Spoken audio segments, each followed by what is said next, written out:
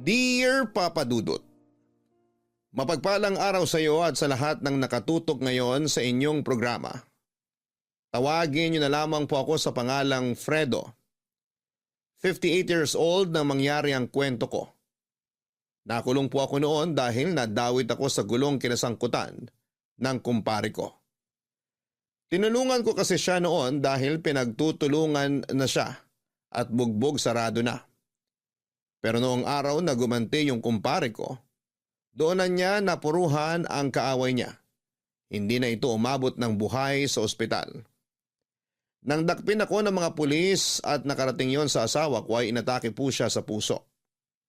Doon na rin siya binawian ng buhay. Pareho kaming nakulong ng kumpare ko kahit na wala naman akong kinalaman. Mas mabigat lang ang hatol sa kanya pero matagal din akong nakulong. Sa mga panahong yon ni minsan ay hindi ako dinalaw ng mga anak ko dahil ako ang sinisisi nila sa pagkamatay ng kanilang ina. Sinabi rin nila na kahit makalaya pa ako ay wag nang magpapakita sa kanila dahil kinakahiya nila ako bilang isang ama. Kakalimutan na lang daw nila ako. Nakilala ko naman noon sa kulungan si Buji. Kaedad lang siya ng bunso kong anak. Nagulat ako noon dahil pareho kami ng naging kaso. Mas nauna lang siyang nakulong kesa sa akin. Palabiro si Buji at masayahin din kaya nakagaanan ko siya ng loob. Kung tutuusin ay parang anak na rin ang turing ko sa kanya noon. Paps ang tawag niya sa akin. Napakasarap sa pakiramdam na nagkaroon ako ng isa pang anak sa katauhan niya. Hindi naging madali ang buhay ko sa loob pero pinili ko pa rin magpakatino para hindi na magtagal pa doon. Doon ko kasi napagtanto na totoo ang ibang napapanood ko noon sa pelikula tungkol sa mga nararanasan ng mga bilanggo. Naunang makalaya sa akin si Buji at nung ako naman ang lalaya, siya ang sumundo sa akin sa labas.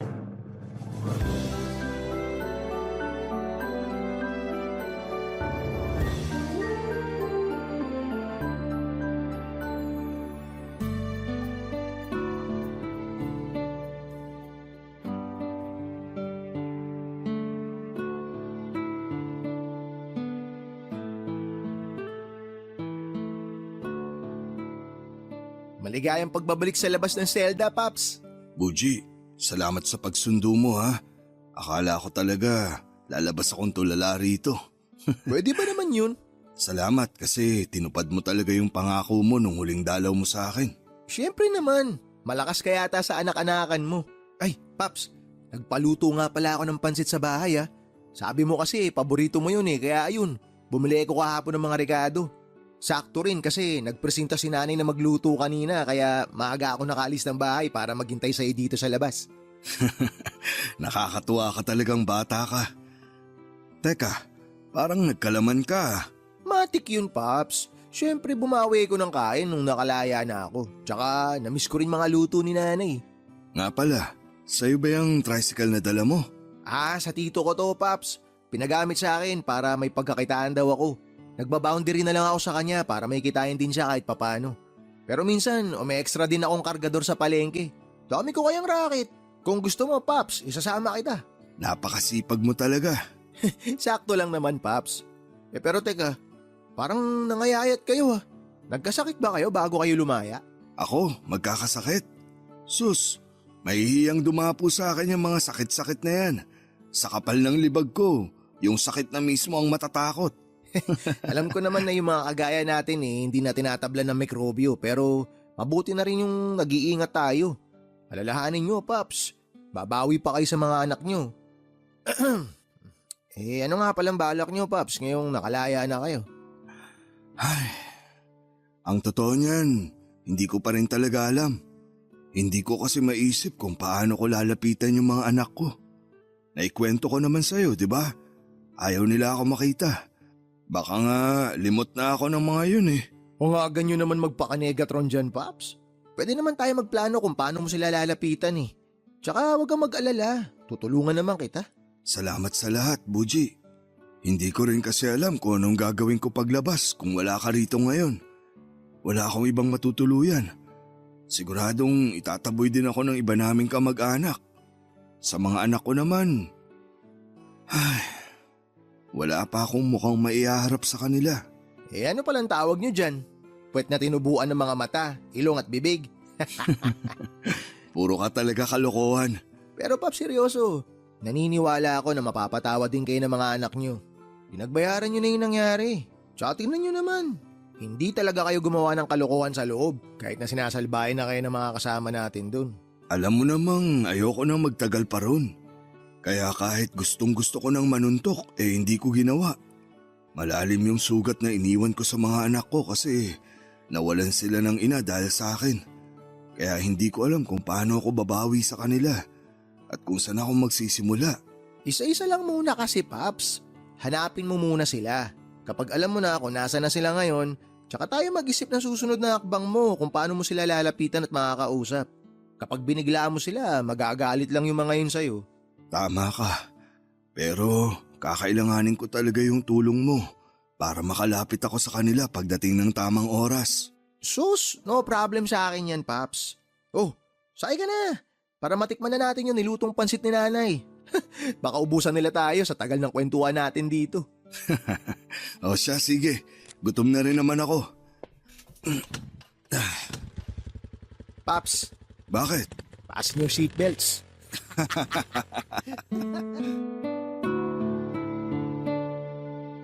Papa Dudut, gaano ko man kagustong puntahan ang mga anak ko, ay hindi ko magawa dahil baka makasira lamang ako ng reputasyon nila.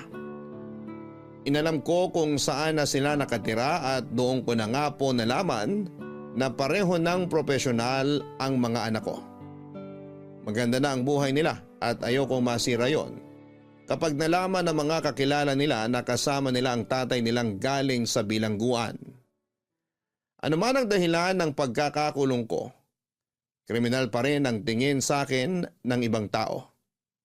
Nakakalungkot man pero nagkasya na lamang muna ako noon sa pagtanaw sa mga anak ko mula sa malayo. Nalaman ko na teacher na pala sa isang pampublikong eskwelahan ang panganay kong si Andeng. Kaya naman tuwing hapon ay nag-aabang ako malapit doon para makita siya bago umuwi. Malaki nang pinagbago niya at mukha talaga siyang kagalang-galang.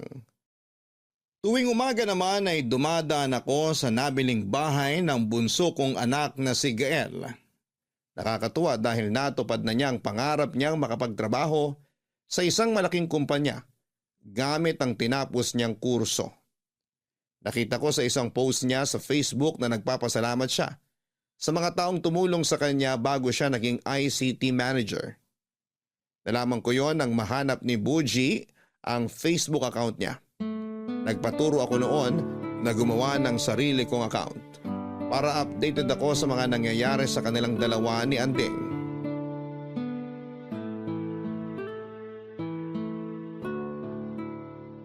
Uy, Paps, baka mamaya mapindot mo yung like dyan, ha? Mahuli ka pa ng mga anak mo na ini-stalk mo sila. Ini-stalk?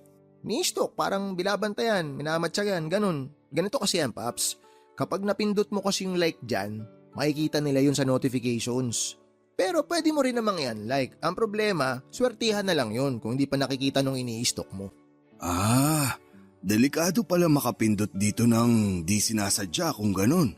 I-add friend mo na lang kasi sila, Paps. Hindi nga ako nagpapakita sa kanila tapos i-add friend ko pa. Ikaw talaga. Kumusta nga pala yung pagbisita mo sa kanila? Hindi naman ako nakalapit eh. Tinatanaw ko lang sila sa malayo. Alam mo yung pakiramdam na gustong gusto ko silang yakapin ng mahigpit. Tapos hihingi ako ng tawad sa kanila. Pero tuwing nakikita ko kung gaano nakaayos yung buhay nila ngayon nang wala ako, parang gusto kong umatras na lang. Parang hindi naman nila ako kailangan sa buhay nila. Kayang-kaya nilang maabot yung pangarap nila nang wala yung tulong ko. Ay, ang bigat dito sa dibdib ko na hindi ko man lang sila mayakap. Pag mabigat na sa dibdib, sa likod naman. Biro lang. Pero malay mo naman, Paps. Nihintay ka rin talaga nila. Hindi natin alam, baka namimiss ka rin nila tsaka gusto nilang malaman kung okay ka. Imposible pang mangyari yun ngayon, Buji. Pero alam mo, Kahit wala ako sa tabi ng mga anak ko habang inaabot nila yung pangarap nila, proud na proud ako bilang ama. Kung pwede ko lang sana ipagsigawan ng mga anak ko sila.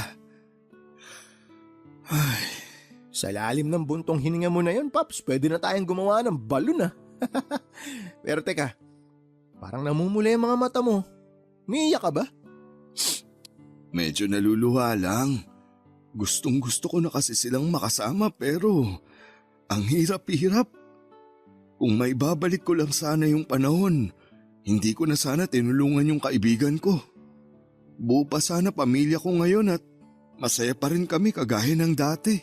Paps, hindi man natin may babalik yung panahon, hindi naman nauubos yung pagkakataon. Marami ka pang pagkakataon para humingi ng tawad at para bumawi sa kanila. Kahit gaano pa katindi yung galit nila sa'yo, sigurado ako na darating din sila sa punto na lalambot yung mga puso nila para magpatawad. Alam mo ba, nung mga bata pa sila, sa akin sila nagpapaturo sa math. Medyo mahina lang ako sa Englishan, pero pagdating sa bilangan, hindi ako magugulangan. Baka naman, Paps, pwede mo i-share yung galing mo sa math para mahawaan naman ako ng kahit konting talino.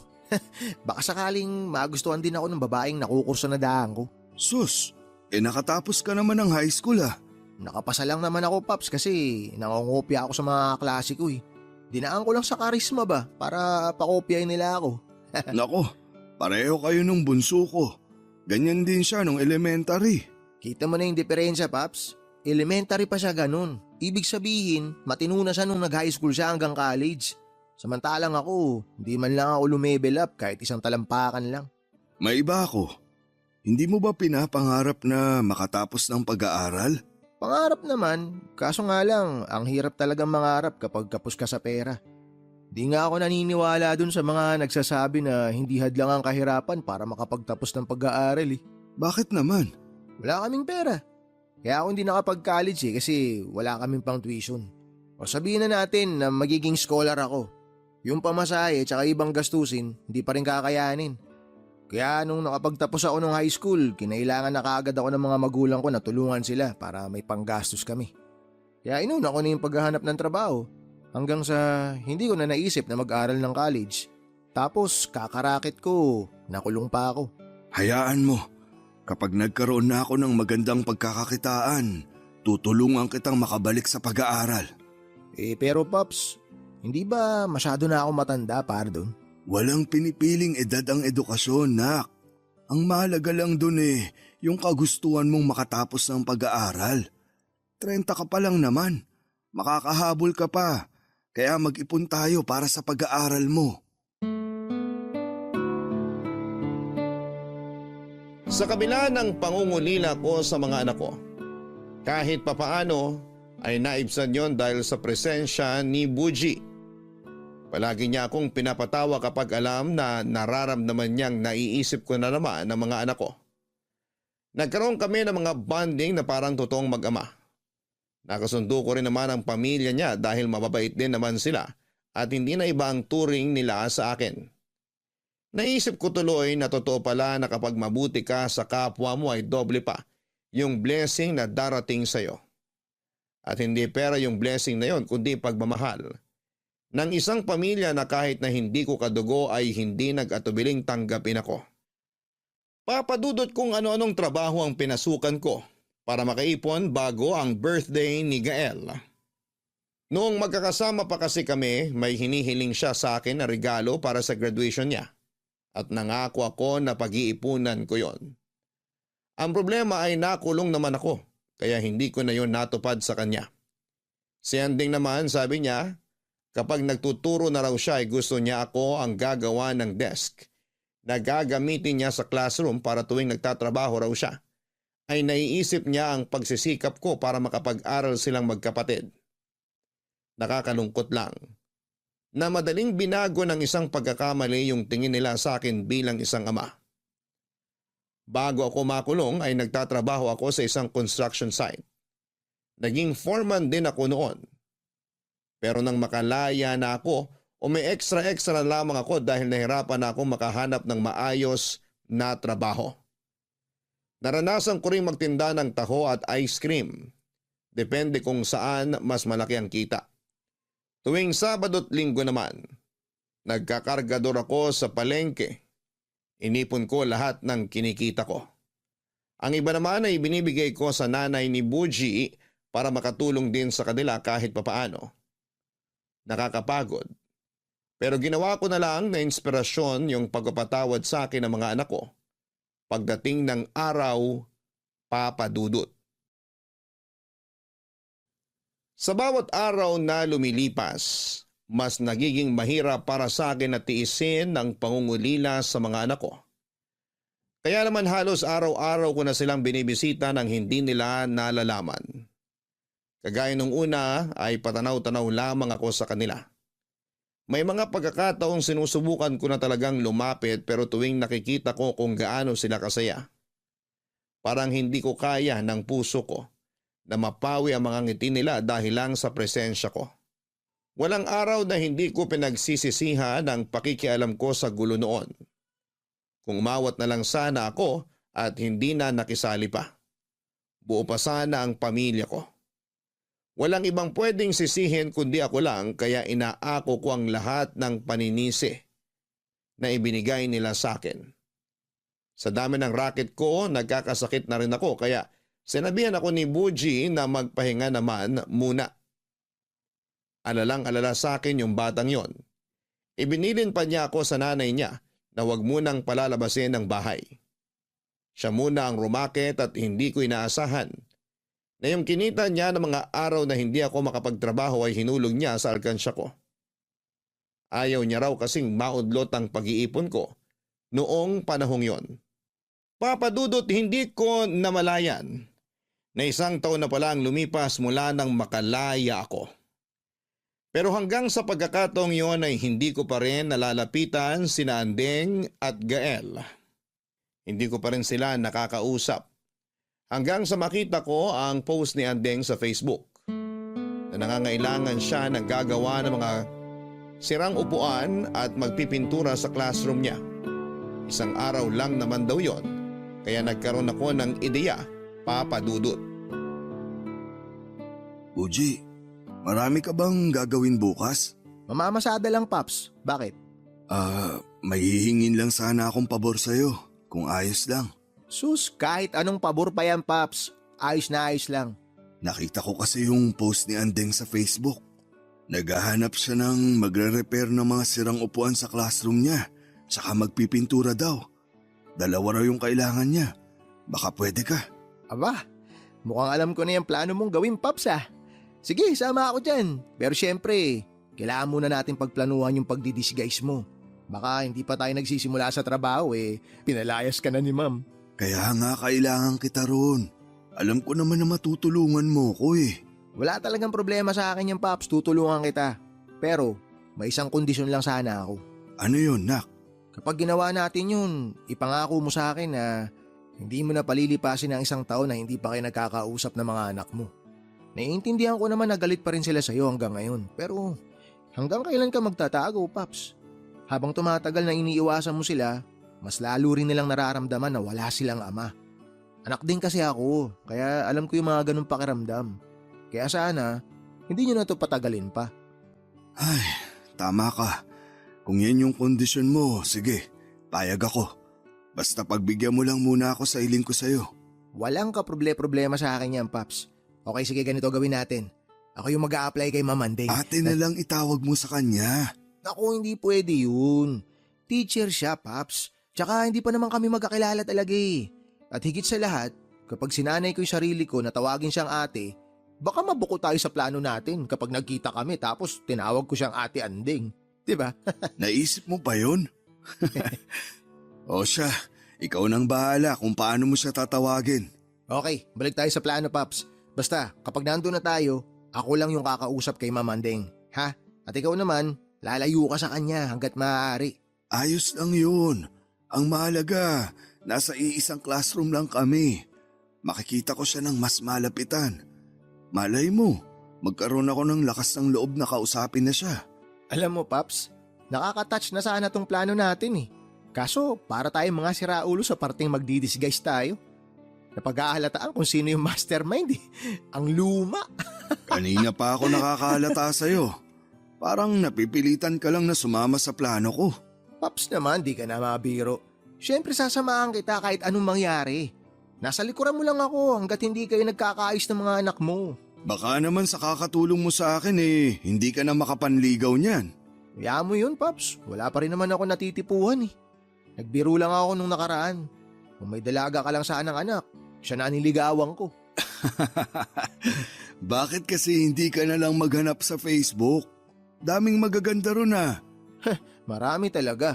Pero karamihan din sa kanila, mga poser. Ano yun? Yung mga gumagamit ng mga picture ng ibang tao tapos magpapanggap na sila yun. Pinipili talaga nila yung maganda o yung gwapong picture para mas makaakit sila. Lakas tama nga ng mga yun eh. Kasi paano kung makipag-meet nga yung kausap nila? Nako, nakakatakot din palang makipag-ibigan basta-basta sa online na yan. Ganun na nga, Paps. Kaya kailangan din maging maingat. Ay, siya nga pala. Para mas madali, magme-message ako sa account ni Mamanding para maunahan natin yung ibang mga interesado. Kung pupunta pa kasi ako sa eskwelahan, baka may makakuha na siya eh. Mabuti pa nga. O paano? Maaga tayo bukas. Magkikita tayo bukas. Kung matatanggap tayo. Papadudot na kausap ni Buji ang anak kong si Andeng. Nag-reply siya na mag-message si Buji at nagkasundo naman sila sa gagawin at kung magkano ang araw namin sa pagtatrabaho. Isang araw lang naman naming tatapusin lahat ng aayusin sa classroom niya. Ewan ko ba pero excited talaga ako noong araw na yon. Halos hindi nga ako makatulog habang iniisip kong makakasama ko ang anak ko kahit na isang araw lang. Medyo kabado rin ako dahil baka hindi talaga maiwasang kausapin niya ako. Siguradong makikilala ako ng anak ko kapag nagsalita ako o humarap sa kanya. Pinag-isipan ko rin ang naging kasunduan namin ni Buji na hindi na papaabuti ng isang taon ang hindi ko paglapit sa mga anak ko. May punto naman siya at ayoko ring tuluyan nang lumayo ang loob sa akin ni na Andeng at Gael. Batid kong hindi ko na mabubura ang nagawa kong pagkakamali noong nakulong ako. Pero may magagawa pa ako para mapatawad nila. Papadudot dahil may kalaguan na ang buhok ko at nakasuot din ng face mask ay hindi ako kaagad makikilala ni Andeng. Isa pa'y usapan talaga namin ni Buji na tuwing may sasabihin si Andeng kahit instruction lang ay siya ang haharap at makikipag-usap. Gaya ng napag-usapan, wala kaming tatanggaping bayad dahil ako na ang bahala sa sahod ni Buji. Napaglaanan ko na kasi ng pera ang araw na yon. Pero pagdating namin sa school, hindi ko inaasahan ang kalokohang naisip ni Buji para lamang hindi kami magkausap ng anak ko, Papa Dudut. Paps, kurap-kurap ka naman dyan. Baka manigas na yung talukap mo niyan. Ikaw naman, kinakabahan na nga yung tao eh. Hindi mo ba napapansin? Panay yung tingin ni Andeng dito. Nakilala yata ako. Kalma lang kasi, Paps. Hindi yan. Natutuwa lang siguro sa ginagawa natin kaya tingin siya ng tingin. Tinan mo mamaya, aalukin na tayo ng merienda niyan. Sabi ko na nga ba yun lang inaabangan mo. Tagal kasi mag-alok eh. Mag-aalas 11 na kaya. Tapusin na lang muna natin yung trabaho para hindi tayo mapahiya sa kanya. Nako, Paps, kung di lang pamilyado yung panganay nyo, baka na-inlove na siya sa akin ngayon. Tinan mo naman yung mga pininturahan ko. Polidong polido. Makinis pa sa mukha ako eh. Huwag ka munang magyabang dyan. Hindi ka pa tapos. Sige ka, di kita babayaran. Huwag ka nga ano dyan, Pops. Kahit naman ikaw, hindi ka pa tapos eh. May 2 upuan ka pang di naaayos. Mabilis na lang to. Hayaan mo, tutulungan kita mamaya sa pagpipintura. Kahit di na, Pops, kayang-kaya ko na to. Pero wala na akong gagawin dito mamaya pagkatapos ko sa mga upuan. Alam mo naman, baka bigla akong lapitan kapag nakitang wala na akong ginagawa. Grabing paliwanag naman yan. Sige na nga, Pops. Titiraan kita ng mga gagawin mamaya. Total, mukhang nakukulangan ka naman sa mga gagawin. Magtatanong din ako kay Ma'am Andeng mamaya kung meron pa siyang ibang ipagagawa. Wow! Ang bilis niya trumabaho ah.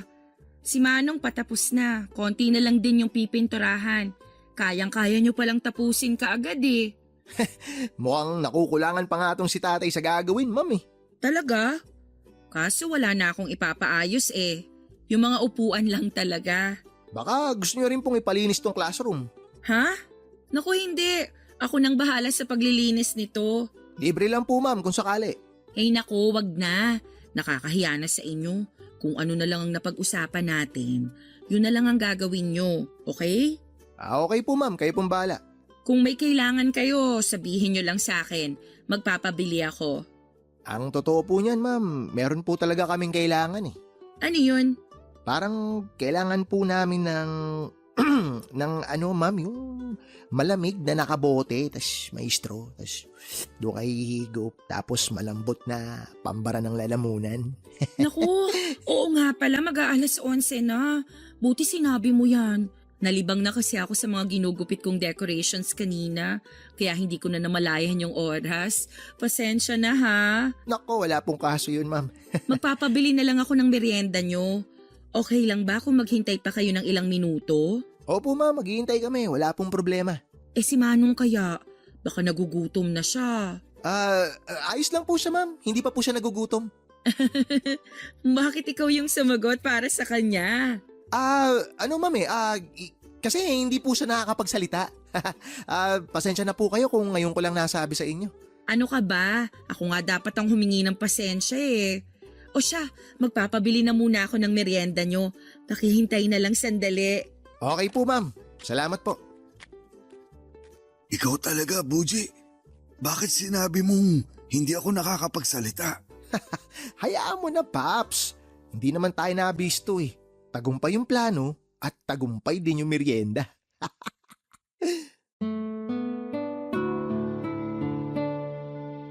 Papadudot hindi ko inaasahan na ganon pala ang maiisip ni Boji na dahilan para hindi ako makipag-usap kay Andeng. Nagtawanan na lamang kami paglabas ng eskwelahan at nagulat daw noon ang anak ko nang hindi tanggapin ni Boji ang bayad. Pinagpilitan pa raw nito na tanggapin yon dahil maayos naman daw kaming nagtrabaho. Pero malinaw ang usapan namin ni Boji kaya hindi niya yon tinanggap. Sa huli nagpasalamat na lamang si Andeng na hindi makapaniwalang libre lang ang serbisyo namin doon. Masarap naman sa pakiramdam dahil may nagawa ako para sa anak ko. Hindi niya man alam na ako yon ay malaking bagay na para sa akin ang nangyari. Matapos ang araw na yon, Papadudot, ay parang bigla akong nabuhayan ng loob. Naramdaman ko na may pag-asa pa kaming magkaayos ng mga anak ko. At sa isang iglap ay parang naging handa na akong harapin sila. Hanggang sa dumating ang araw na naisipan ko nang puntahan ang bunso kong si Gael. Handang-handa na sana ako noon na kausapin siya. Pero pagdating ko sa bahay niya, wala naman akong naabutan dahil nasa trabaho pa siya. Sumilip-silip na lamang ako sa gate na hanggang balikat ko lang ang taas. Paalis na sana ako noon nang dumating ang isang pamilyar na sasakyan. Natulala na lamang ako noon, Papadudot, nang bumaba sa sasakyan si Gael at nakita niya akong nakatayo sa harapan ng gate ng bahay niya. Papadudot, hindi ko alam ang gagawin ko nang maabutan ko roon si Gael. Gusto ko naman talaga siyang makita pero hindi ko lang talaga alam kung ano ang magiging reaksyon ko sa muli naming pagkikita. Nagulat din siya nang makita ko, pero ramdam ko noon ang matinding galit sa mga titig at pananalita niya. Mabuti na lang at pinapasok niya ako sa bahay niya para magkaroon kami ng pagkakataon na makapag-usap. Aaminin ko na nanlalamig ako noon sa kaba habang kausap siya. Natatakot kasi ako na ipagtabuyan ng anak ko dahil masyadong masakit yon, lalo na't matagal na akong nangungulila sa kanila. Humingi ako ng tawad sa kanya. Ipinaliwanag ko ang totoong dahilan kung bakit ako nakulong, pati na rin ang dinanas ko sa kulungan. Sinabi ko rin na gusto ko makabawi. Nakinig naman siya pero wala siyang sinabi o naging reaksyon man lang. Kahit naluluha na ako sa harapan niya. Hindi ako umangal dahil karapatan naman niyang maramdaman yon. Karapatan niyang magalit at kamuhian ako.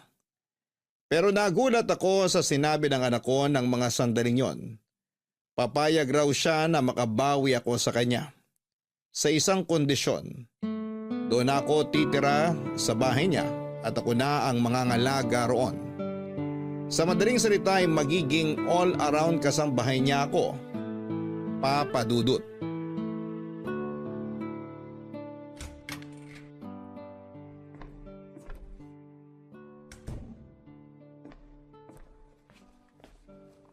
Kumusta lakad mo, Paps? Nakausap ko na si Gael. Talaga? O ano sabi niya? Gaya ng inaasahan ko, galit siya sa akin. Marami akong narinig na masasakit na salita. Sinumbatan niya ako sa pagkawala ng nanay nila at sa kahihiyang iniwan ko nung nakulong ako. Kung ganun, hindi pa pala kayo nagkakaayos? Pinaalis ka ba niya? Hindi. Gusto niya na doon na ako tumira sa bahay niya. Ayun naman pala eh. Konting lambing na lang yun. Mapapatawad ka na rin nun. Pero gusto niya akong patirahin doon. Hindi para makasama niya, kundi para maging kasambahay. Ha? Kasambahay? Pambihira sa edad niyong yan, gagawin pa niya kayong kasambahay? Ayos lang naman sa akin yun.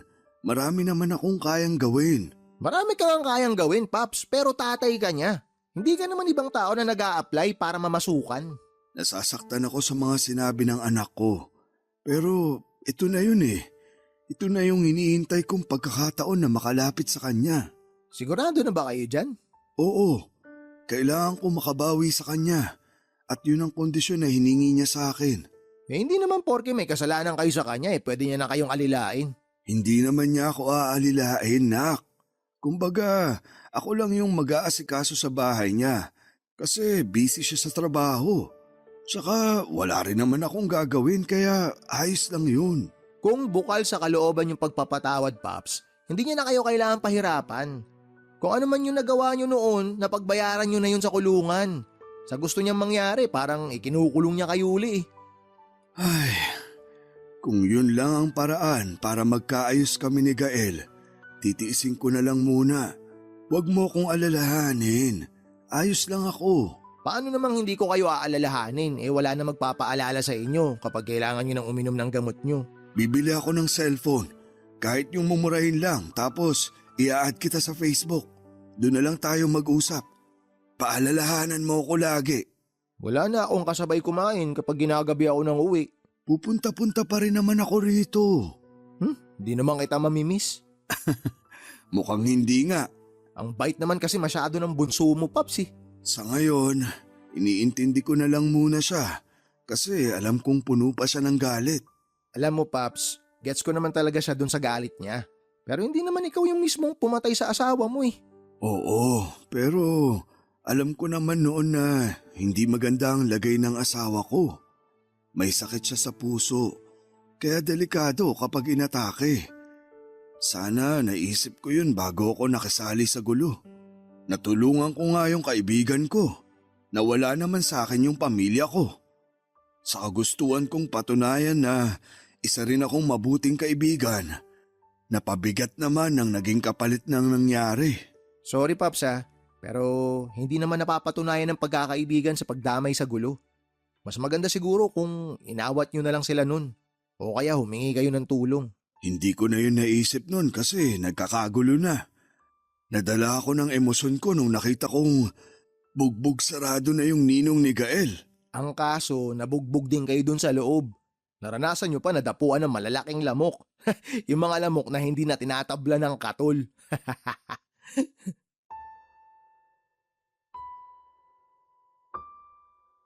Papadudot na tuloy ang paglipat ko sa bahay ni Gael. Dinala ko na lahat ng gamit ko roon. Pero bago ang lahat ay nagpaalam na ako ng maayos at nagpasalamat kay Buji at pamilya niya. Malaki kasi ang naitulong nila sa akin. Kung wala sila ay baka kung saang lupalop na ako napunta. Hindi naman kasi lahat ng bagong laya ay may nauuwi ang pang pamilya. Yung ibang nga gaya ko ay halos ayaw nang lumabas dahil wala rin naman daw silang uuwian. Mas gusto nilang manatili na lamang sa kulungan dahil doon. Kahit papaano ay meron pa silang nakakain. Pero alam ko naman sa sarili ko na hindi para sa akin ang pagiging preso. May mga anak ako at mas gusto ko silang makasama. Papa Dudut, naging all-around na kasambahay ako ni Gael. Mula sa paglilinis, pagluluto, at maging sa paglalaba ay ako na ang gumawa noon. Hindi ko na lang inisip na mali yung ginagawa kong pagkonsente sa anak ko. Ang mahalaga sa akin ay araw-araw ko nang nakakasama ang bunso ko. Habang busy siya noon sa trabaho ay palihim ko namang ginagawa ang regalo ko kay Anding. Ginawan ko siya ng bagong desk. Alam ko naman na kaya na niyang magpagawa ng bago. Pero napansin ko noong nagtrabaho kami sa classroom niya na luma na ang ginagamit niya. At hindi pa rin niya pinapalitan. Kaya naisip kong ituloy ang plano kong regaluhan siya. Hindi ko man kayang bumili ng mamahaling mesa ay kaya ko namang gumawa ng simple at magagamit niya ng pangmatagalan. Pinasukatan ko na rin yon ng salamin na ilalagay sa ibabaw. Papa Dudut, hindi pa rin alam ng panganay ko na nakalaya na ako ng mga panahong yon. Nakiusap kasi ako noon sa kapatid niya na huwag munang ipapaalam sa atin niya ang tungkol sa akin. Pumayag naman siya pero tulad kay Gael, hindi ko inaasahan na mas mapapaaga ang pagkikita namin ni Anding.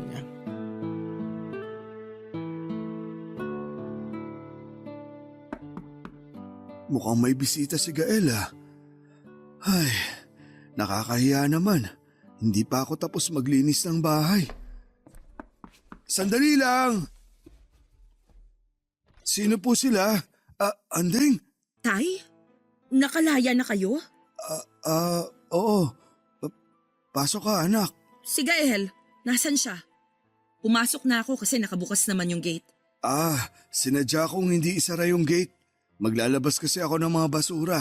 Nasaan nga po si Gael? May pinuntahan lang sandali. Pabalik na rin yun. Eh kayo, anong ginagawa niyo rito? At saka kailan pa kayo nakalaya? Hindi man lang talaga sinabi sa akin ni Gael. Huwag ka sanang magagalit sa kanya. Ako yung nakiusap na huwag na munang ipaalam sa'yo na nakalaya na ako. Bakit? Para makapagtago kayo? At makatakas sa kasalanan niyo sa akin?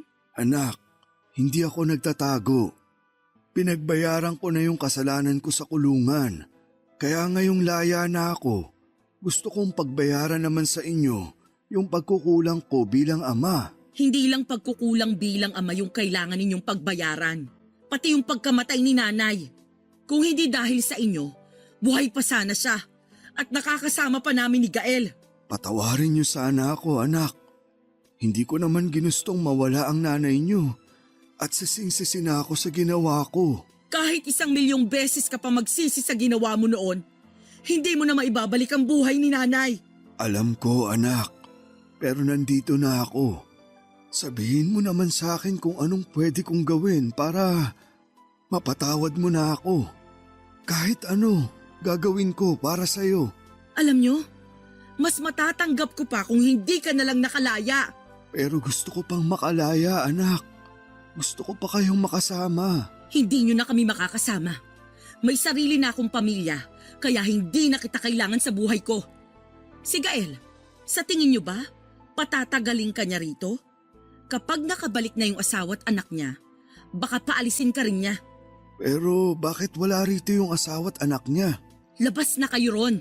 Sinabi niya sa akin na kung gusto kong bumawi, magagawa ko yun kapag pumayag akong maging kasambahay niya rito. Mabuti na rin yan ang may pakinabang ka naman sa kanya kahit papano. Pero kung sa akin lang, hindi uubra yan. Kahit isang daliri mo lang sa paa, hindi makakapasok sa bahay ko. Ay, naiintindihan kita, anak. Naiintindihan ko kung saan nanggagaling yung galit mo. Kaya sige lang, hindi ako magagalit sa'yo. Dapat lang, kasi wala naman po kayong karapatang magalit. Pasalamat nga kayo, nasisikmura pa kayo ni Gael na makasama kayo rito. Kahit na mas matindi pa yung galit niya sa inyo kaysa sa akin. Pero kung ako yung tatanungin, ayoko nang makita ka ulit. Ayokong malaman ng ibang tao na may tatay akong galing sa kulungan. Anak, sana Bigyan mo ko kahit isa pang pagkakataon. Patutunahin ko sa'yo na pinagsisisihan ko na yung nagawa ko noon. Babawi ako sa'yo. Sa inyo ni Gael. Huwag niyo na pong ipilit. Wala na rin kasing kwenta yung pagbawi niyo. Gaya nga ng sabi ko kanina, hindi ko na kayo kailangan sa buhay ko. Mas makakatulong pa sa akin kung hindi na lang kayo magpapakita. Hindi ako susuko, anak. Nasa inyo na po yan kung susuko kayo o hindi. Ipagdasal nyo na lang na hindi kayo palayasin ni Gael dito. Kasi kapag sinabi ko sa kanya na hindi kayo dapat nandito, alam nyo na kung ano ang mangyayari. Papadudot, hindi naman ako iyakin pero matapos ang pagkikita namin yon ng panganay ko ay tumulo ang luha ko. Pinigilan ko lamang yon nang magkaharap pa kami dahil hindi siya sanay na nakikita kong ganon ka-emosyonal. Pero dahil sa mga narinig ko ay hindi ko na napigilan. Masyadong masakit ang mga narinig ko. Hindi naman po kasi ako naging masamang ama bago ako nakulong. Nagsikap ako na maibigay lahat ng pangangailangan ng mga anak namin ng asawa ko. Pinagtulungan namin yon pero noong nalaman kong may sakit siya sa puso, ako na lamang ang mag-isang kumayod para kina Andeng at Gael. Ginawa kong araw ang gabi para kumita ng sapat na pera para sa kanila. Pero kahit na anong sama ng loob ko sa mga sinabi ni Andeng, ay hindi ko siya sinumbatan. Hindi ko siya kayang saktan ng mga sandaling yon na isa lang ang pinakahihiling ko. Isang yakap mula sa mga anak ko pero mukhang malabo nang mangyari yon. Kung nung una ay ang malamig na pakikitungo lamang ni Gael ang inaalala ko. Dumagdag na rin doon ang sadyang pagpunta ni Andeng sa bahay nito para palayasin ako. Kamalasan lang daw ang hatid ko sa bahay nila. Kaya naman kahit masakit para sa akin ay umalis na ako sa bahay ni Gael, Papadudot. Papadudot, sa pag-alis ko sa bahay ni Gael, iniwan ko ang regalo ko kay Andeng na natapos ko na rin noong panahong yon. Itinago ko yon sa storage room ni Gael na nasa likod lang ng kanyang garahe. Bumalik ako sa bahay ni Buji at ikinuwento ko sa kanya ang lahat. Nakiusap ako kung pwedeng makituloy ulit ako roon at hindi naman sila nagdalawang isip. Tuwang-tuwa pa nga noon si Buji dahil makakasama na raw niya ulit ako sa mga racket niya. Hanggang isang araw may kapitbahay kami na nagaya sa akin na sumama sa pangingisda. Ang kaso ay kailangan namin doon muna maglagi sa Bataan. Medyo may kalayuan pero malaki naman daw ang partehan kaya nagpaalam ako ulit kina Buji. Sumama ako sa pangingisda sa kagustuhang mas mabilis na makaipon ng pera. Papadudot, marami akong alam na trabaho pero iyon pa lang ang unang beses nasa sabak ako sa pangingisda. At habang nasa laot kami ay hindi namin inaasahang sasama pala ang panahon. Lumaki ang alon at hinampas ang bangkang sinasakyan namin. Tumaob po yun at kasama ako sa mga lumubog. Dahil hindi ako sanay sa dagat ay sinagip ako ng mga kasama ko at agad na dinala sa pinakamalapit na ospital. Nang malaman ni Buji ang nangyari ay kaagad niya akong pinuntahan. Alalang-alala siya sa kalagayan ko noon. Naging maayos naman ako pero nakita ko ang lungkot at takot sa mga mata ni Buji habang kausap ako. Matapos yon ay nagpaalam muna siya na may importanteng pupuntahan. Pero ang hindi ko alam ay habang naroon pa ako sa ospital ay pinuntahan na pala niya ang anak kong si Andeng, Papadudot.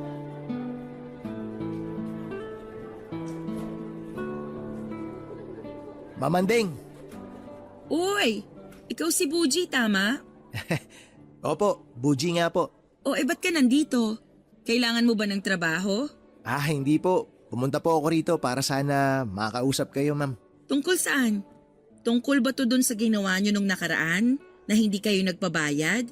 Kailangan nyo na ba ng pera ngayon? Isa-isa lang po, Mamandeng. Mahina po kalaban eh. Ikaw talaga? Pero ano nga yung sadya mo sa akin?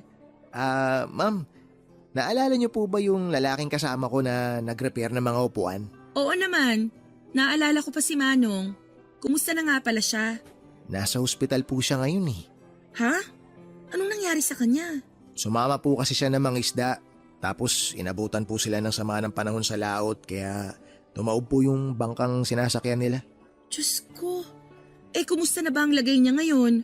Kailangan niyo ba ng tulong pinansyal? Bali ang kailangan niya po yung mga anak niya. May mga anak pala siya. Opo ma'am, babae po yung panganay, lalaki naman po yung bunso. Pero, bakit dito ka pumunta? Ano bang pwede kong maitulong sa kanya? Kung pupuntahan niyo po siya ma'am, napakalaking tulong po nun para sa kanya. Teka, hindi kita maintindihan. Bakit naman ako pupunta? Yung mga anak naman niya ang kailangan niya, diba? Ay, ma'am, hindi na po ako magpapaligoy-ligoy. Tatay niyo po yung tinutukoy ko. Ano? Pero paano kayo nagkakilala? Tulad niya, nakulong din po ako noon. Magkasama po kami sa kulungan, pareho rin po kami na naging kaso. Nauna lang po ako nakalaya. Ibig sabihin, nung nag-message ka sa akin, alam mo ng anak niya ako? Tama po kayo ma'am, alam ko na po. Pero may hindi pa po kayo alam. Yung lalaking kasama ko noong nagpintura sa classroom niyo ma'am, siya po yung tatay niyo. Hindi siya nagpabayad kasi gusto niya lang talaga na makita kayo. Ma'am, alam ko pong wala akong karapatan na manghimasok sa problema ninyong pamilya. Pero hindi po naging madali yung pinagdaanan ng tatay niyo sa loob ng kulungan. At sa tagal po ng panahon na nakulong siya, bayad na po niya yung mga nagawa niya noon.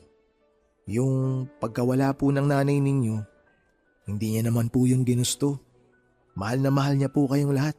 Pero kung hindi dahil sa kanya, hindi naman mawawala sa amin si nanay. Pero kung di rin po dahil sa kanya ma'am, wala rin po kayo rito ngayon. Sobra-sobra pa po yung pagbabayad ng tatay niyo nung nakulong siya. Kahit po binubugbog siya ron sa loob, hindi po siya lumalaban kasi ayaw niyang gumawa ng dahilan para magtagal pa siya sa kulungan. Ayaw niyang magtagal pa na malayo siya sa inyo. At nung araw na nakalaya siya ma'am, alam niyo po ba kung ano kaagad ang naisip niya? Kayo po ni Sir Gael. At kung paano siya makakabawi sa inyong dalawa. Kailan pa siya nakalaya? Noong nakaraang taon pa po siya nakalaya ma'am. Matagal niya na po kayong binibisita nang hindi niyo alam. At palagi rin po siyang dumadaan sa bahay ng kapatid niyo. Kaya nga po naisip niya na kami na lang po mag-apply sa inyo nung nangangailangan kayo ng trabador para makalapit po siya sa inyo nang hindi niyo nahahalata. Wala po siyang masamang intensyon ma'am. Gusto niya lang po kayo makasama. Kaya sana naman po bigay niyo siya ng isa pang pagkakataon. Hindi naman kasi ganun kadali yun. Nasaktan din kami ni Gael. Alam ko po yun ma'am. Pero pwede niyo pong subukan magpatawad kahit paunti-unti lang. At pwede niyo pong simulan yun sa pagpunta niyo sa ospital. Iuuwi ko na po siya sa amin bukas. Kung gusto niyo po siyang makasama, ipapadala ko sa inyo yung address ng ospital dun sa Bataan kung saan siya dinala ng mga katrabaho niya. Gusto ko siyang makita. Sasamahan ko po kayo sa kanya ma'am pero bago po yun, gusto ko po munang ipaalam na may hinandang regalo sa inyo ang tatay niyo. Nasa likod po yun ng garahe ni Sir Gael. Makikisuyo na lang po ako sa inyo ma'am na pakisabi na lang kay Sir Gael na may regalo po sa kanya ang tatay niyo. Maiwan ko na po kayo ma'am. Sabihan niyo na lang po ako kung kailan niyo balak pumunta sa ospital. Mauna na po ako.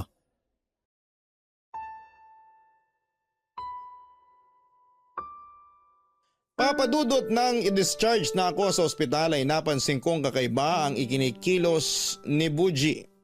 Hindi siya mapakali at panay ang tingin niya sa cellphone niya. Tinanong ko siya kung ano ang problema pero wala naman siyang sinabi. Hanggang sa nagulat na lamang ako nang maabutan ko si Andeng at Gael sa lobby ng hospital. Naghihintay sila roon at maluha-luha nang makita ako naglalakad kasama si Buji. Takang-taka ko noon kung paano nila nalaman na nasa ospital ako. Inamin naman sa akin ni Buji na siya ang nagsabi kina Andeng na nasa ospital ako at lalabas na rin ang araw na yon. Papadudot, hindi ko may paliwanag ang sayang naramdaman ko nang mayakap ang dalawa kong anak. Natatawa pa akong biniro ni Gael na laya na ulit ako at sa pagkakataong yon, hindi na sa kulungan kundi sa ospital. Muli akong napaluhan ng humingi ng tawad sa akin ng mga anak ko dahil ako ang sinisisi nila sa pagkawala ng kanilang ina. Wala naman daw talagang may gusto sa mga nangyari. Nagpasalamat din sila sa hinanda kong regalo. Tuwang-tuwa ang bunso ko sa pinag-ipunan kong branded na sapatos kahit na alam kong kaya na niyang bumili ng ilang piraso noon. Si Anding naman daw ay halos ayaw gamitin ng desk dahil gusto niya raw ingatan yon. Iuwi sana ako ni Buji sa bahay nila pero nakiusap sa kanya si Anding na kung pwede ay doon na muna ako sa bahay niya para magkaroon kami ng oras na makapag-bonding. Pumayag naman si Buji at nakilala ko ang asawa ni Anding at ang dalawa kong apo sa kanya. Yung isa ay grade 1 na at yung bunso naman ay hindi pa nag-aaral. Sobrang saya ko ng panahong yon. Parang napawi ang lahat ng yakap nila, ang mga pangit na pinagdaanan ko sa kulungan habang pinagbabayaran ko ang kasalanan ko, Papa Dudut. Tay, salamat dun sa mesang ginawa mo ha. Ang ganda. Nagustuhan ko. Tsaka mukha talagang matibay. Nako, matagal-tagal ko rin kayang ginawa yon. Itinago ko pa kay Gael kasi baka mapagalitan ako kapag nakita niyang may iba akong ginagawa. Stricto maging boss yung kapatid mo. Ay nako, ganun talaga siya tay. Pagpasensyahan nyo na lang po siya. Kung pati sa inyo naghamit pa yung pagiging istrikto niya sa trabaho. Ayos lang yon. Mabait pa nga siya sa lagay na yun eh. Mas malala pa yung mga naging amo ko sa paraket-raket ko nung nakaraang taon. Ang hirap kapag walang permanenteng trabaho. Kung saan-saan na lang ako napupunta. Kaya yun, napasabak sa pangingisda kahit hindi ako sanay sa ganong trabaho. Okay na sana kung di lang sumama yung panahon. Ospital pa tuloy inabot ko. Ngayong nandito na kayo sa akin, hindi nyo na kailangan magtrabaho. Samahan nyo na lang yung apo nyo dito sa bahay. Nakakahiya naman sa'yo, anak. Ayoko namang maging pabigat sa'yo. Tay, wag nyo pong isiping magiging pabigat kayo. Nagkamali rin po ako. Kami ni Gael. Kaya hayaan nyo na rin po sana kaming bumawi. Saka 1 taon na lang, senior na kayo. Hindi nyo naman kailangang bumawi, anak. Sapat na sa akin na napatawad nyo na ako at kasama ko na kayo ni Gael. Kalimutan na po natin yung nangyari noon. Pwede naman po tayong magsimula ulit ngayon. Ay nga pala tay, ang tagal nyo na palang nakalaya. Buti pinatuloy kayo ni Nabuji. Mabait yung pamilya niya. Hindi na iba yung turing sa akin kaya tumagal ako sa kanila. Saka natutuwa rin kasi ako kay Buji. Para ko na rin siyang anak, kagaya nyo ni Gael. Napansin ko nga po kung gaano kayo ka-close. Mukha naman siyang mabait at magalang. Alam mo ba tay? Hanga ako sa kanya. Kasi kung tutuusin, pwede namang pabayaan ka na lang niya o kaya hindi niya na ako puntahan para kausapin. Pero ginawa niya lahat ng yun. Ginawa niya yung mga bagay na hindi namin nagawa sa inyo bilang anak. Mabait talaga yung batang yun. Sabi ko nga, pag-iipunan namin yung pera sa pag-aaral niya. Gusto naman palang mag-college pero masyado silang gipit kaya hindi kinaya ng mga magulang niya na pag-aralin pa siya. Gusto ko po sanang tulungan siya, tay. Tutulungan namin siya ni Gael.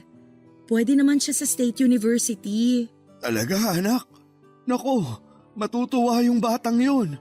Sa lahat ng ginawa niya para sa inyo, deserve niyang tulungan, tay. Sa hirap kasi ng buhay ngayon, bihira ka nang makakita ng ganong kabuting tao.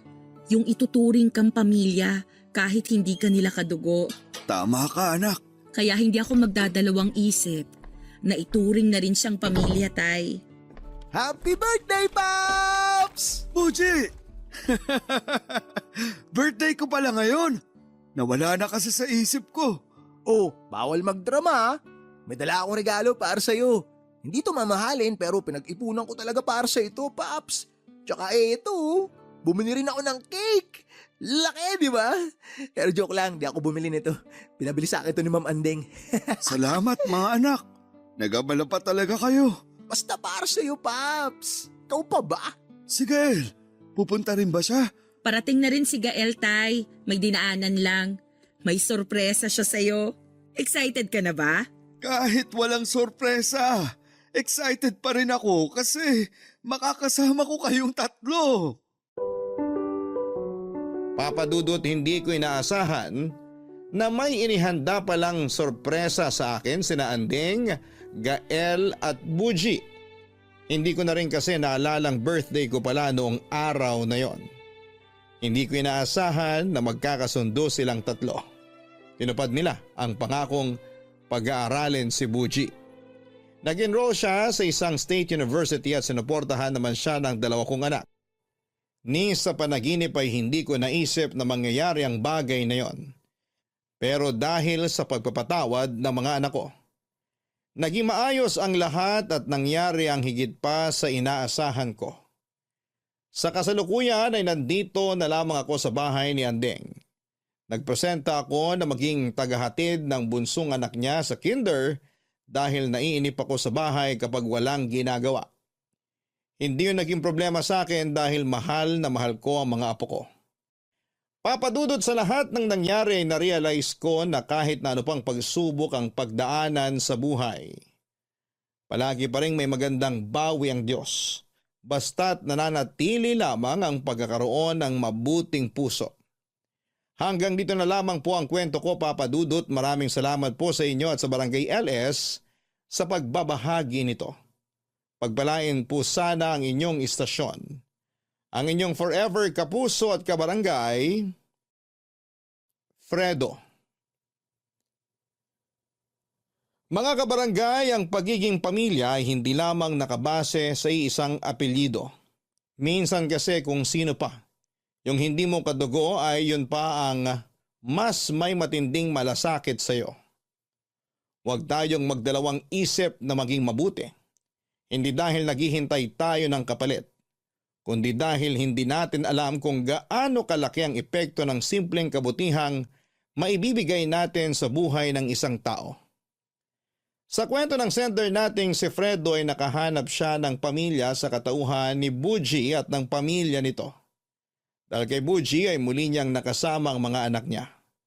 At nang magkapatawaran sila ng kanyang mga anak ay mas lumaki pa ang kanyang pamilya. Bagay na hinahangad rin ang karamihan sa atin. Hindi kasi lahat ay nakakaranas ng pagmamahal mula sa isang pamilya. Pero hindi ito imposible kung marunong tayong makipagkapwa at palaging mabuti ang intensyon sa iba.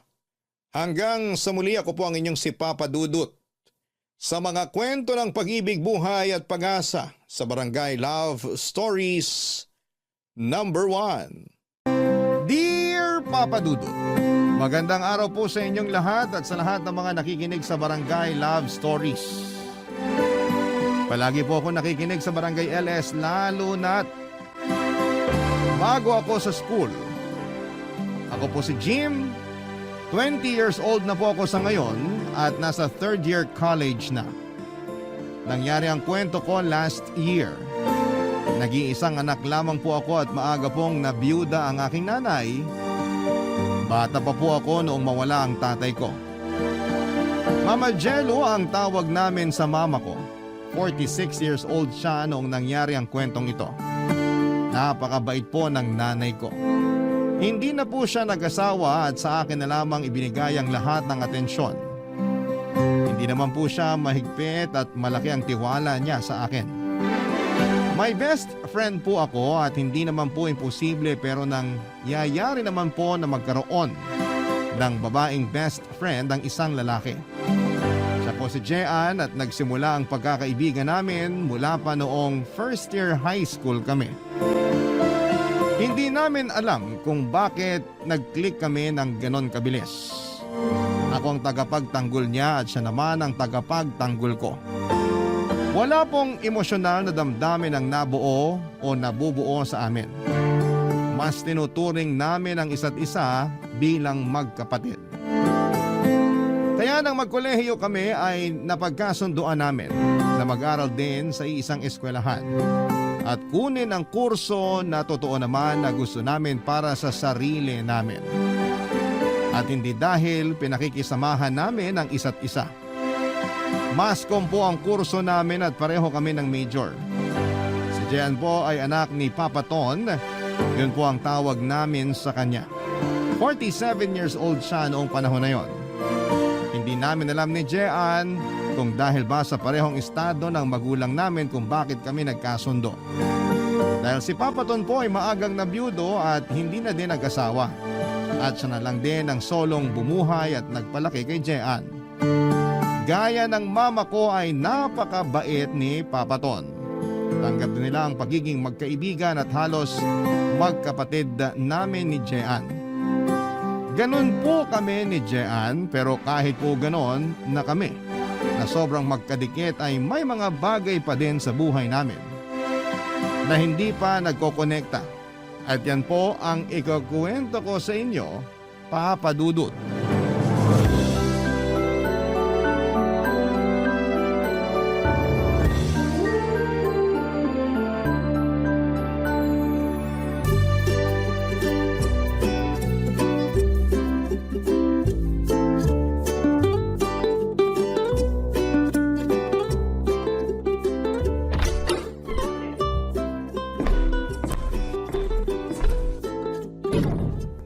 Ma! Anak, nandito ako sa kusina. Ma, kasama ko si Jean. Alam ko. Paano mo alam, Ma? Anak, mula nung high school kayo, kasama mo na lagi umuwi si Jean dito. Paanong hindi ko malalaman? Siyempre, automatic na nagluto ako ng merienda bago mo ihatid si Jean sa kanila. Naku, salamat Mama Jello. Ano bang salamat? Hindi ka na iba sa akin. Love you, Mama Jello. Kung ako lang talaga ang tatanungin gusto ko kayo na lang dalawa. Ma! Oh, bakit? Perfect kaya si Jean. Nakakainis ka naman, May. Kapatid ko yan. Oh, napipikon na naman. Biro lang. Ang sinasabi ko lang naman, kung magkaka-girlfriend ka, sana yung mga katangian ay yung gaya ng kay Jean. Bukod sa mabait, maganda pa. Mana kasi ako sa inyo, Mama Jello. Ayan na nga bang sinasabi ko Huling-huli mo talaga ang kiliti ko Totoo naman po. Kayo nang naging nanay ko mula nung magkakilala kami ni Jean. Dahil din siguro sa inyo kaya kami naging mag-best friend yung pangit na yan. Lah, kay mama ako nang galing, so kung pangit ako, pangit din si mama. At pangit ka rin kasi di ba sabi mo, sa kanya ka nagmana? Nako, tigilan nyo na nga yan. Mamaya mag-away na naman kayo. Lakas kasi mang inis niyan Bakit? Sino kaya una nagsabi ng pangit? O bakit ka nagagalit? Totoo ba? Hello, ang gwapo ko kaya. Totoo naman. Sigurado ako ng dami nagpapakyut sa'yo ngayong college ka na, no? Naku Mama, may kwento ako. Hoy, tumigil ka ah. Huwag mo ikukwento yun. Bakit ba? Hayaan mo nga siyang magkwento. Oo nga. Huwag kang makinig dyan, ma. Ano to, anak? Naglilihim ka na sa mama mo? Hindi naman, ma. Kung ganon, Jean, kwento. Eto na nga po, Ma. Alam mo bang may 5 crush si Jim sa eskwelahan? Uy, 4 lang. Shh! Ano pa, iha? Pero hindi niya malapitan. Magmerienda na nga lang kasi tayo. Shh! Bakit naman, iha? Ano pa po ba? Natutorpe. Tinulak ko na nga po minsan Ewan, hindi natinag. Biglang nanigas ka ba? Anong nanigas? OA mo ah. Totoo yun, Mama Jello. Naniniwala naman ako sa'yo. Ma, ako tunay mong anak. Bakit ka sa kanya kumakampi? Wala akong kinakampihan. Sinasabi ko lang ang totoo. Hindi lang yun, Ma. Ano pa, anak? Alam mo, Jean, papunta ka na sa pagiging chismosa. Ang chismis, gawa-gawa. Totoo naman ang kinukwento ni Jean na. Ah, sige, ganyanan na. Humanda ka mamaya kay Papa Ton. Ikukwento ko yung crush mo. Wala naman akong crush Ako nga ang nilalapitan nila. Sila ang may crush sa akin. Pakayabang talaga nito. Kasi nga, maganda si Jean. So, pangit nga ako, ma. Hindi ka pangit, kundi torpe. Alis na nga ako. Hoy, saan ka pupunta? Dito ka nakatira. Doon na ako kay Papa Ton. Kayo na lang ang maging mag-ina. Napakapiko naman itong anak ko na to. Ganyan yan, Ma. Gatong ka talaga no? Tama na yan, tigilan na natin ang kwentuhang to. Tara na sa kusina at kumain ng merienda. Mabuti pa nga, Ma. Talagang mabuti pa nga. Nagutom ako sa inis. Mawawala ang inis mo kasi ginata ang bilo-bilo ang niluto ko. Wow, favorite! Wow talaga? Ako kaya may favorite nun. Kaya nga, wow, favorite! Mo! Magdala ka para sa papa mo, Jean, ha? Opo, matutuwa po si Papa. Tapos tuloy mo yung kwento habang kumakain tayo. Ma! Papa Dudut, ganon kami ka-close ni Jean at ganon sila ka-close ni Mama Jello. Kaya yung mga hindi ko na ikwekwento kay Mama Jello ay si Jean ang nagkwekwento. Kaya wala akong naililihim kay Mama dahil sa kadaldalan ni Jean. Sa eskwelahan ay hindi ako tinatantanan ni Jean at sobrang concern niya sa akin ay kinukulit niya ako na kausapin at ligawan ko na ang mga crush ko. Dahil nga sa pinanghihinaan ako ng loob, ay hindi ko naman nagagawa kaya magugulat na lamang ako minsan na nakikita ko si Jean na kausap ang mga crush ko. At saka kinagkwento sa mga ito na crush ko nga sila. At pag nalalaman niyang hindi ako gusto ng crush ko ay sinasabihan niya agad ako na maghanap na ng ibang crush. Kesyo hindi daw kami bagay ng mga crush ko. Pero sinasabi niya lamang yon para huwag akong masaktan. Minsan kinakapalan ko ang mukha ko at inuunahan na si Jean na kausapin ng iba ko pang mga crush. Kaso masakit pag sinasabing hindi nila ako gusto. Siyempre si Jean ang sasabihin naman na may mas deserving na girl para sa akin. Alam kong pinagagaan niya lamang ang loob ko na somehow ay nakakatulong para maka-move on ako kaagad. Papa Dudut.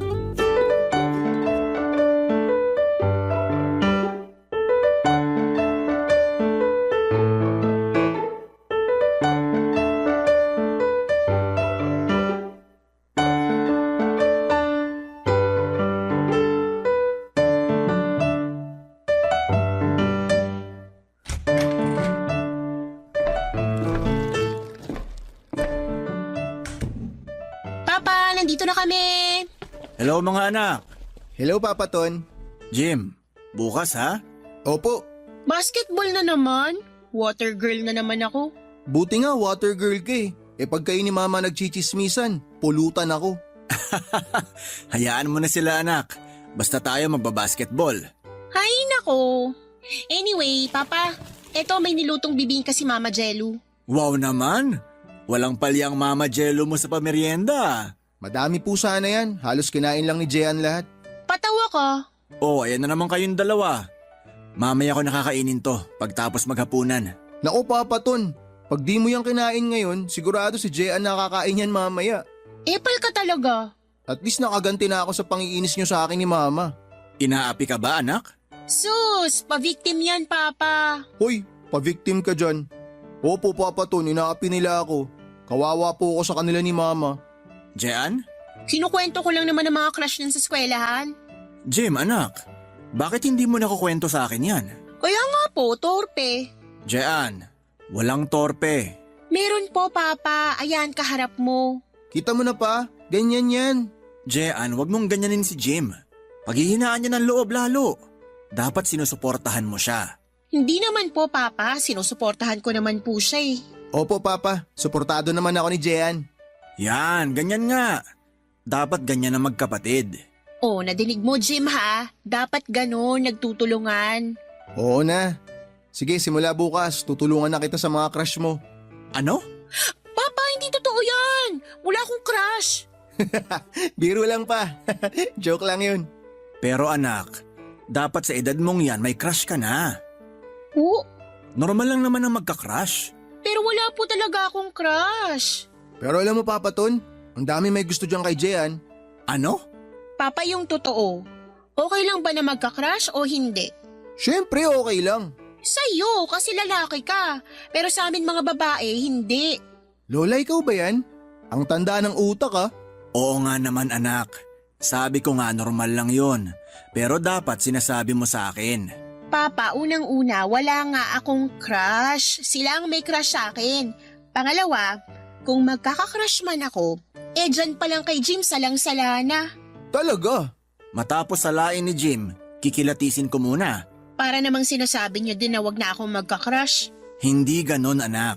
Ganun, Papa. Yang si Jim, tumingin pa lang yung lalaki, ang dami ng sinasabi. Siyempre, iimbestigahan ko sila para alam ko kung mabuti silang tao. Very good anak. Ay, alam nyo ganito na lang. Sasabihin ko na lang sa inyo pag may nagugustuhan na ako. Teka anak, crush pa lang ang pinag-uusapan natin. Ano yung nagugustuhan na sinasabi mo? Iba yung crush sa gusto. Kasi crush is paghanga. Wow, ang lakas makaslambok. Talaga? Oh, tama na nga yan at baka magkapikunan pa kayo. Walang kampihan dito. Okay lang, Papa. Naiintindihan ko naman na gusto mo talagang magkaroon ng anak na lalaki.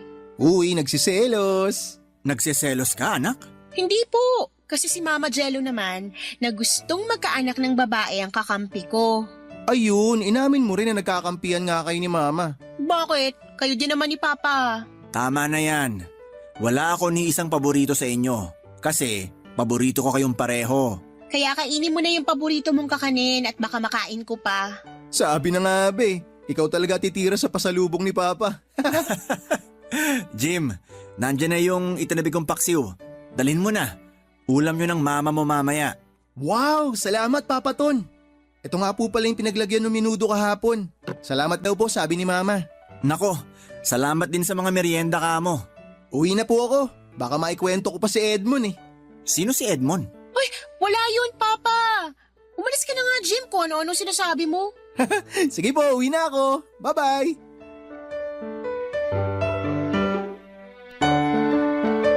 Papa Dudut, gaya nila Mama at Jean sa bahay ay gano'n naman kami ni Papa Ton sa kanila. Para ko din po siyang tatay talaga. Kaya nga po lalong tumitibay ang pagiging magkapatid namin ni Jean dahil sa mga magulang namin. Kaya nga po hindi ko lang protektado si Jean sa mga manliligaw niya, kundi pati na rin sa mga nakakaalitan niya. Sa totoo lang, Papa Dudut, may pagkamasungit at suplada si Jean. Napaka-prangka niya kapag may pumuporma sa kanya. Diretsahan niyang sasabihin na maghanap na lamang ng iba kasi hindi niya gusto kung sino man ang magtatangkang manligaw sa kanya.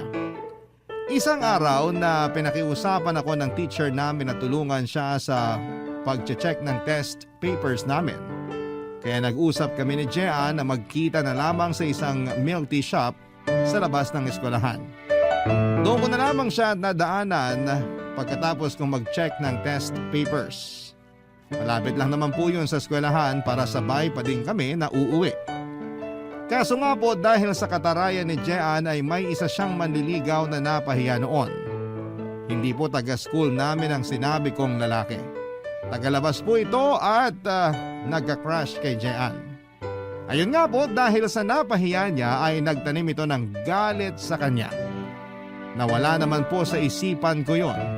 Kaya naman papadudot nang lumabas na si Jean mula sa eskwelahan para pumunta sa milk tea shop, ay inabangan pala siya ng lalaki sa labas, papadudot. Barangay Love Stories. Barangay Love Stories. Papadudot, inabangan ng lalaking yon si Jean sa labas at sa kanya ito kinumpronta. May angking tapang din naman si Jean kaya hindi ito natakot nang makita niyang palapit ang lalaking yon. Mabuti na lang po ay napakwento si Jean sa isa naming kaklase. Matagal silang nagkwentuhan sa loob ng campus kaya hindi agad lumabas si Jean. Kaya naman din po nasakto na ilang minuto lang mula nang lumabas si Jean ay natapos na kaming mag-check ng papers. Kaya nagmamadali akong magpunta sa milk tea shop. Pero ayun nga po, naabutan ko ang lalaking yon na pinipilit si Jean na sumama sa kanya. Siyempre to the rescue ako, papadudot. Kaso ang hindi ko na-anticipate ay malapit lang doon nakatira ang nasabing lalaki. Kaya may mga kasama pala ito na nakakalat lamang sa paligid. Kaya ang ending ay nakuyog ako. Si Jean naman ay hindi makaawat o makatulong dahil hawak naman siya ng lalaking yon. Iniwan na lamang nila ako nang matumba na ako sa kalye. Agad akong nilapitan ni Jean para tulungan. Gusto niya akong dalhin sa ospital pero sinabi ko sa kanya na sa kanila na lamang kami tumuloy.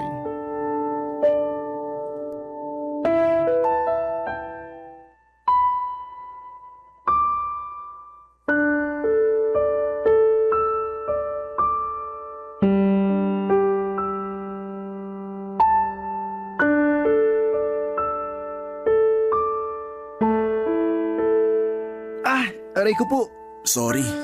Tiis lang anak. Mahapdi talaga to. Papa, anong mangyayari sa kanya? Huy, pasalang to. Huwag kang OA. Sa katawan mo ba walang masakit? Meron yan, Papa. Ginulpi siya eh. Ano ba?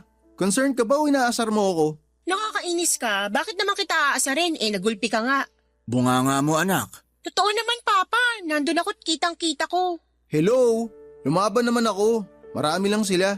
Mga traidor yun. Ang dami nila tapos hinawakan pa ako. Kung nakabitaw lang ako, nakatikim lahat sa akin yun. Mabuti nga hinawakan ka eh. Kundi pareho tayong nagulpi. Ilan ba sila? Nakilala nyo ba? Taga saan ang mga yon? Natatandaan nyo ba ang mga itsura? Papa, Bakit? ano dun sa mga tanong mong sasagutin namin? Lahat. Madami po sila, hindi ko na nabilang kasi kay Jim ako nakatingin. Taga dun lang po malapit sa eskwelahan nakatira ang mga yun. Paano mo nalaman? Mga nakapambahay eh. Natural. Alangan naman magbihis pa sila para manggulpi. Ayan, nakukuha mo pa magpatawa. Nakilala nyo ba? Lahat po sila? Hindi po, pero yung pasimuno kilala ko. Kilala mo? Oo, Ano pangalan? hindi ko alam ang pangalan eh, pero nanligaw sa akin na binasted ko. Nanligaw sa'yo, hindi man lang nagpakilala? Nagpakilala pero hindi ko naman pinansin kasi nga ayaw ko sa kanya. Guwapo pero mayabang at ayun nga gago pa pala. Wow! Nayabangan ka pero nagwapuhan ka pa rin? Iba. Nanggigigil ako sa mga siraulong yun. Magdidemanda tayo. Mabuti pa nga Papa. Sandali lang po, Papa Ton. Bakit? Masakit ba? Hindi po, wala pong masakit. Gusto ko lang pong sabihin na wag na tayo magdemanda. Ano? Hahayaan mo na lang yung ginawa sa'yo? Ako hindi ako papayag. Walang pwedeng manakit sa mga anak ko. Tama! Pero Papa Ton, ayoko na po sanang lumaki to eh. Kasi baka malaman ni Mama, mag-alala siya ng sobra. Anak, paano mo itatago sa mama mong nangyari? Sa dami ng pasamo, mahirap na itago yan. Oo nga. Paano po kaya? Dapat malaman niya yan. Mag-aalala yun. Pero wala tayong magagawa. Ako nang bahalang magpaliwanag kay Mama Jelu. Sasamahan ko kayo. Wag na, Papa Ton. Ako na lang po uuwi. Sasamahan kita. Wag na. Lalong ikaw ang wag sumama sa akin pa uwi. Baka lalong magpanik yun si Mama kapag detalyado mong kinuwento yung nangyari. Pero dapat niyang malaman. Ako na lang ang magsasabi. Kasi baka mas mag-alala yun pag ang dami kong kasama. Sige, nirerespeto ko ang pasya mo. Pero hindi natin palalampasin to. Magdedemanda tayo. Tama. Sige po, pero kakausapin ko po muna si Mama. Sige anak, kung yan ang pasya mo. Hatid kita. Wag na nga. Pag hinatid mo ako, uuwi ka mag-isa. Baka mamaya nasundan tayo ng mga yun. Ako na ang maghahatid sa'yo. Ewan ko lang pag nakita ko silang sinundan ka. Kahit hanggang sa malapit lang sa inyo kung ayaw mo makita ni mama mo na may kasama ka. Salamat, Papa Ton. Sigurado kang ayaw mo ako maghatid sa'yo? Wag na nga sabi, ang kulit nito. Tsaka kilala kita, panalo ka magdetalye. Baka ultimo yung kurot sa akin, may kwento mo pa kay Mama. May kumurot sa'yo? Hindi ko napansin. Siyempre hindi ko na alam kung ano yung mga nangyari. Parang ang bilis nga eh. Kasi natauhan na lang ako nung tinatayo mo na ako. Ganon talaga anak. Bakit pa? Nagulpi na din ba kayo? Papa Dudut, alalang-alala si Papa Ton sa nangyari sa akin. Kung ganon ang nararamdaman niya ay siguradong mas lalo pa si Mama. Natatakot ako sa reaksyon ng mama ko pero kailangan kong lakasan ang loob ko. Gusto ko na ako lang ang humarap sa kanya sa kalagayan kong yon. Naintindihan naman ni Papa Ton ang gusto ko. Papa Dudut, sa totoo lang, high school pa lamang ay magkaibigan na kami ni Jean. Pero kahit kailan simula pa noon, ay hindi pa nagkakilala o nagkaharap man lang sina Mama Jello at Papa Ton. Opo, hindi pa sila nagkakaharap. Nakilala lang nila ang isa't isa sa pamamagitan namin ni Jean. Ang hirap pong paniwalaan pero yun po talaga ang totoo. Siguro po masyado silang busy kaya ang dalang ng pagkakataon para magkaharap sila. Isa pa ay lagi po kasing may nangyayari kapag magkakaharap na dapat sila. Sa totoo din ay hindi na namin masyadong napansin na hindi pa pala sila nagkakaharap. Kasi kapag nasa bahay ako nina Jean ay parang iisang pamilya lamang kami at ganoon din kapag nasa bahay namin kami. Naging iisang pamilya kami nang hindi pa nagkakakilala ng personal ang mga magulang namin. Kaya din sobra naman ang pagpapasalamat sa akin ni Papa Ton dahil sa pagtatanggol ko kay Jean. Alalang-alala din naman siya sa nangyari sa akin at ayaw niyang palampasin lamang ng ganon ang sinapit ko. Hinatid ako ni Papa Ton malapit sa amin at namimili talaga siya. Nasamahan ako pero nakiusap talaga ako na ako na lamang ang haharap kay Mama, Papa Dudut.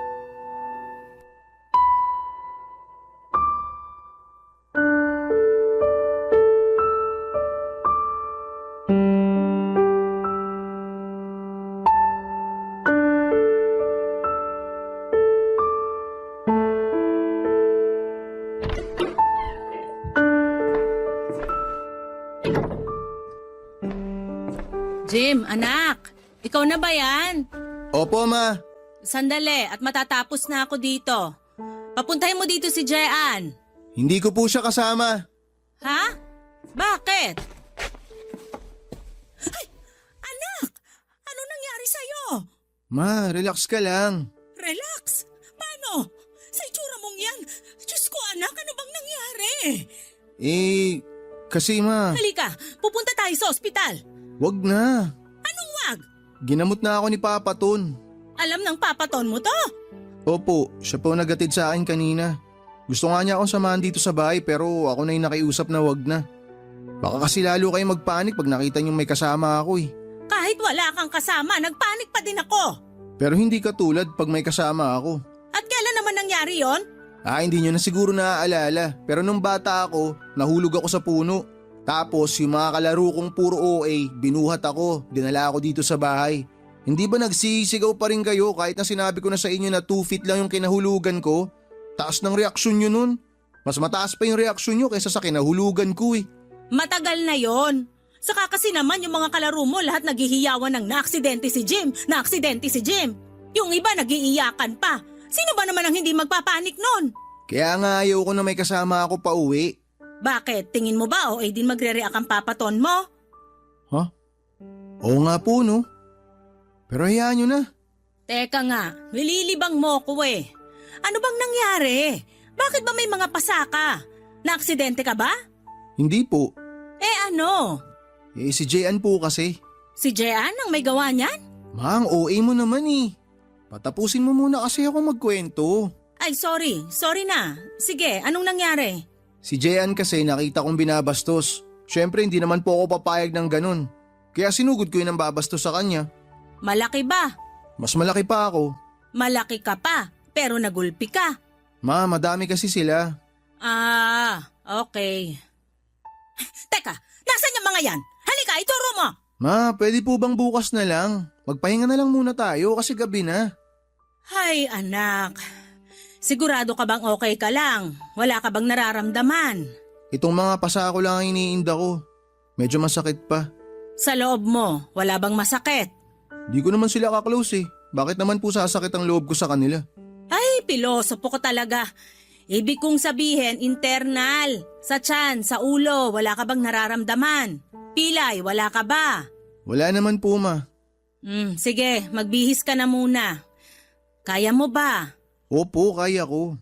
O magbihis ka tapos kakain na tayo para makapagpahinga ka na muna. Sige po. Anak, Ano po yun ma? proud ako sa'yo. Sa pagkakagulpi sa akin? Ay, anak naman eh. Hindi dyan sa nangyari sa'yo, kundi sa ginawa mo. Ginawa ko po na ano? Yung pagtatanggol mo kay Jean. Proud ako sa'yo. Siyempre naman ma. Kayong mga mahal ko sa buhay, lagi ko kayong ipaglalaban. Salamat, anak. I love you mama. I love you, anak. Iiyak po ba tayo? Nakakainis ka naman.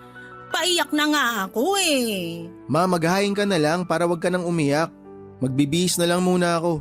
Sandali, hindi pa tayo okay ha? Haharapin pa natin yung mga may gawa niyan sa'yo. Oo ma, balik stress ka na naman yan eh. Bukas na natin pag-usapan yan. O siya, basta wala kang nararamdaman na kung ano ha? Wala nga po ma. May mga pasa po ako pero gwapo pa rin. Puro kakalokohan. Ma, gwapo naman talaga ako, di ba? Magbihis ka na. Papadudot nilibang ko na lamang din si Mama para lang huwag nang masyadong mag-isip. Pero hindi effective kasi kinabukasan ay bumalik ang galit niya at gusto talagang idemanda ang mga nanggulpi sa akin.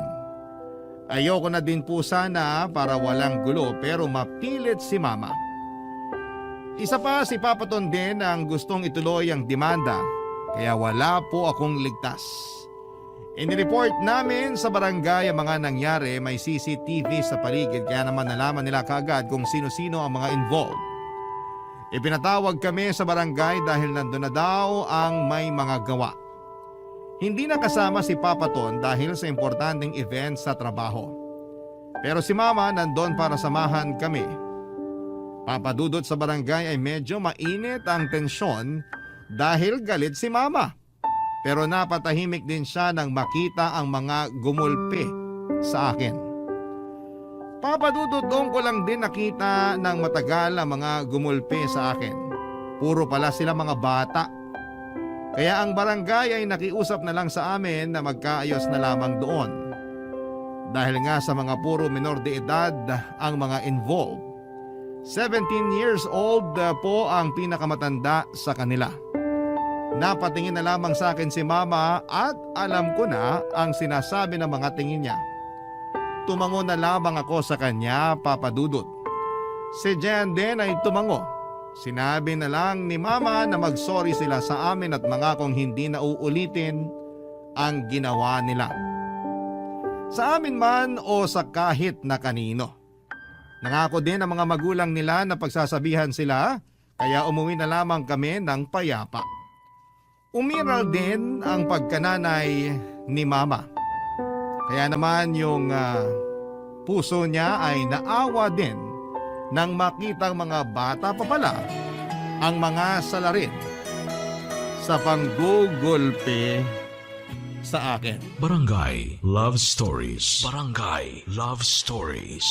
Wala man si Papaton sa barangay pero updated naman siya dahil binabalita sa kanya ni Jean ang lahat. Kaya nang magdesisyon si Mama na hindi na itutuloy ang demanda ay sumang-ayon din si Papaton. Bukod sa nalaman niya na mga minor de edad ang mga involved ay ibinigay niya din kay Mama ang pagdedesisyon. Nang pauwi na kami ay sinabi ni Papaton kay Jean na sabihan kami na imbitado kami para kumain sa labas. Para pasasalamat sa nangyari at naging maayos ang lahat. At higit sa lahat ay para magkakilala na sa wakas sina Mama at si Papaton. Papadudot makalipas ang ilang taon ay magkakakilala na sa wakas ang dalawa. Matapos sabihin ni Jean sa akin ang plano ni Papaton ay sinabi ko din kaagad kay Mama. Si Mama naman ay masaya ding sumang-ayon kasi puro pangalan lang din daw ang nadidinig niya tungkol kay Papaton. At ganon din naman si Papaton kay Mama. Pero higit sa lahat ay kami ni Jean ang sobrang excited sa pagkikita nilang yon. Papadudot.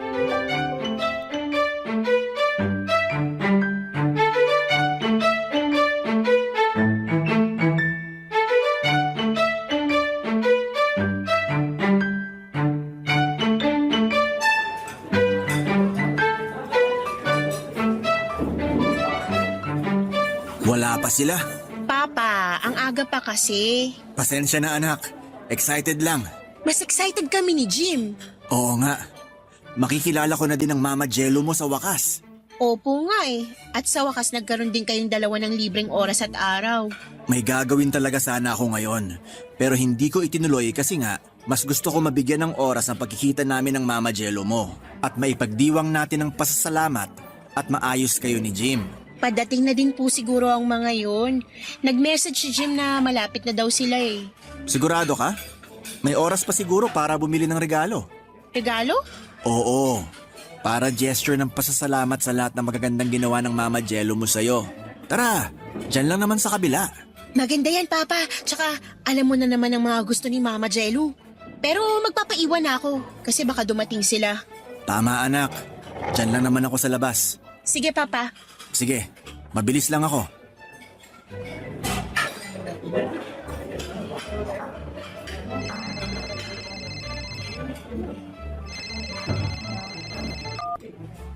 Hello, Jim. Nasaan na kayo?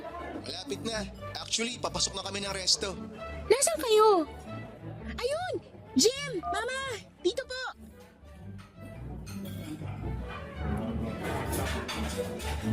Ano po, Mama? Nasaan si Papa Ton? May Ay, nandyan lang. Akala ko hindi na naman kami magkikita eh. Naku ma, hindi pwede. Kailangan magkita at magkakilala na kayo ni Papa Ton. Kaya nga, Mariosep, ilang taon na kami magkakilala pero hindi namin alam ang itsura o boses man lang ng isa't isa. Ganyan din po ang sabi ni Papa. Saan ba nagpunta ang papa mo? Yung totoo, Mama Jello, may binili siya. Anong binili niya? Ay, itong batang to. Bakit ba kailangan mo pang malaman? Siyempre po, baka regalo para sa akin yun eh. Eh, ikaw talaga. Actually, regalo talaga. O, kita mo na ma. Regalo pero hindi para sa'yo. Para kay Mama Jello. Kay mama lang. Ay, bakit ako reregaluhan? Hindi ko naman birthday. Yan yun na si Papa bilang pasasalamat lang daw. Pasasalamat saan? Para sa pagiging mama ko daw po. Ay, teka. Kailangan ko din palang bumili ng para sa papa mo. Para sa pagiging papa niya kay Jim. Oo nga ma, hindi mo naisip magdala ng regalo. Wag na, Mama, hindi naman kailangan. Ang importante sa kanya, nandito kayo. Nakakahiya pa din. Mama naman, wag niyo na pong isipin yun. Sandali. Ma, wag ka na nga daw bumili. Ay, hindi naman ako bibili. Naiihi ako. Ay, okay. Nandun po ang CR, Mama. Samahan ko kayo. Wag na, kaya ko na. Sandali lang ako. Excited na akong magkaharap sila Papa at Mama.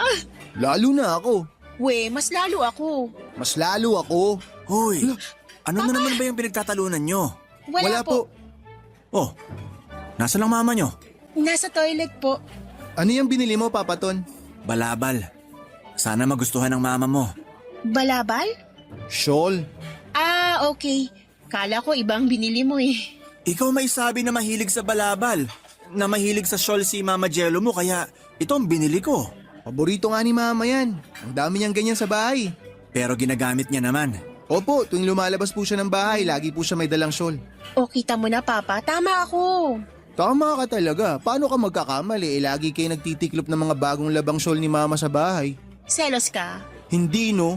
Okay lang. Ikaw nga nagsiselos pag nagbabasketball kami ni Papa Ton eh. Nako, baka mamaya magtalo na naman kayo. Dapat masaya ang araw na to, ha? Opo, Papa Ton.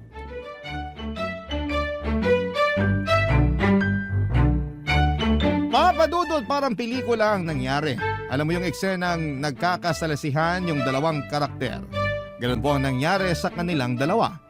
Gulong-gulo na nga po kami ni Jean, kina Mama at Papa Ton. Pero kahit naman po ganon ang nangyayari, kampante at sigurado naman kami na magkikita na sila. Aligaga din kasi sina Mama at Papa Ton kasi gusto nilang maganda ang pagkikita nila para sa aming dalawa ni Jean. Dahil hilong-hilo na kami ni Jean sa salisihang nangyayari, ay pinigilan na ni Jean si Papa Ton para mapirmi at hintayin na ang pagdating ni Mama. Hanggang sa nakita ko na si Mama na parating galing sa banyo. Nakatalikod sa kanya si Papa Ton. Kaya hindi ko na muna sinabi para masurpresa pag nasa harapan na niya si Mama. Tapos na magkaharap sila, ay nangyari ang hindi inaasahan.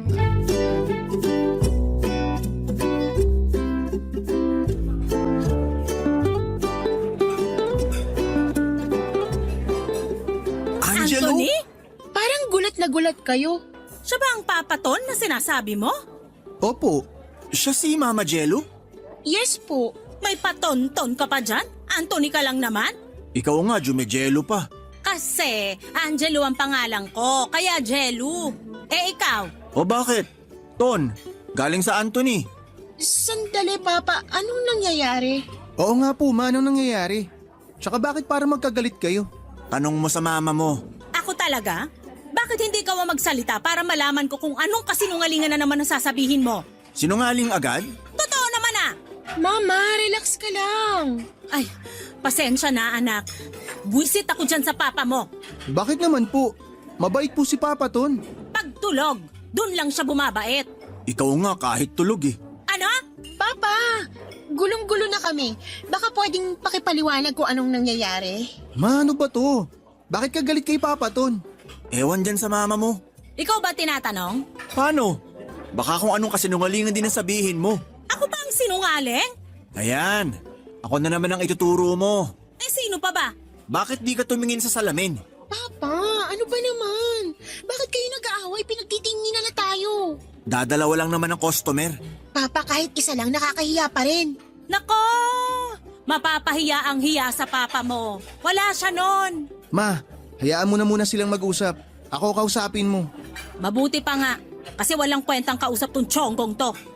Jim, anak. Anak? Hindi mo anak yan. Anak ko yan. Ma, ano ka ba? Anak din ako ni Papa. Bakit po, Papa Ton? Mahal kita, anak. Pero ikinalulungkot ko. Kailangan ilayo ko na si Jean sa inyo. Ayun. Damay ang anak. Papa, hindi ako papayag. Ako din po, hindi po ako papayag. Bigyan niyo kami ng malalim na dahilan kung bakit kailangan magkalayo tayo pare-pareho. Kung may problema kayo, dapat ayusin ninyo. Walang damayan. Bakit kailangan maghiwa-hiwalay? Hindi ako papayag. Ako din po, pag nangyari yon, lalayas ako. Ako din po. Kaya sabihin niyo na sa amin kung bakit kayo magkaaway at bakit kayo magkakilala. Ay, please naman po, kung mahal nyo kami, ibigay nyo na sa amin yung sagot. Anak, Jean, Jim, matagal na kaming magkakilala ni Angelo. Pero matagal na din kaming hindi nagkikita. Bakit po? Ano po bang kaugnayan at alitan nyo sa isa't isa? Anak, bago naging kami ng tatay mo, nagkaroon kami ng relasyon ni Anthony. Nagkarelasyon, nagpakasal. Kasal? Teka, totoong kinasal kayo? Oo, anak. Kaya hindi kami nakapagpakasal ng mama mo. Kasi kasal kami ni Angelo. Yun din ba ang dahilan, ma, kaya hindi kayo kinasal ni Papa? Oo, anak.